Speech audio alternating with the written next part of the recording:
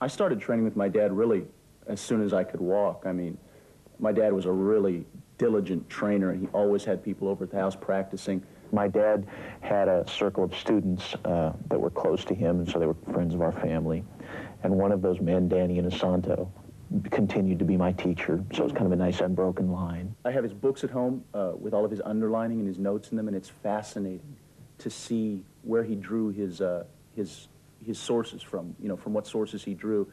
He's got books on Western fencing at home that he would use, on boxing. I remember he always used to say that you want to try and absorb what is useful, discard what is useless, and add what is essentially your own, you know, and that was kind of his credo in creating Jeet Kune Do.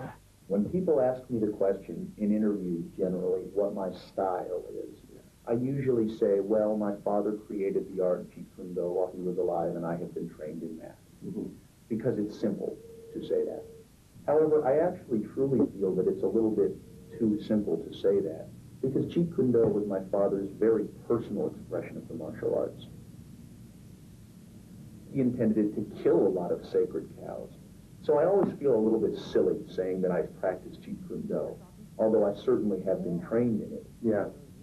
It would be more accurate to say that I practice my own interpretation of Jeet Kune Do, just as, frankly, everyone who practices Jeet Kune Do does, because that's what it was intended to be.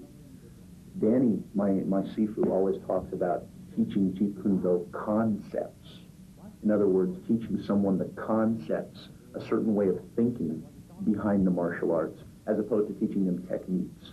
To me, that kind of illustrates the difference between giving someone a fish and teaching them how to fish. You know that old story, right?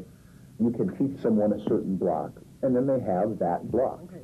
Or you can teach someone the concept that lies behind such a block, and then you have given them an entire area of thinking that they can grow and evolve in themselves.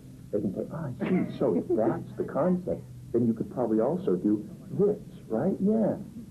And that's, I think, a lot of what lies behind Jeet Kune Do, and that is then dedicated to creating a really creative, free-form martial artist.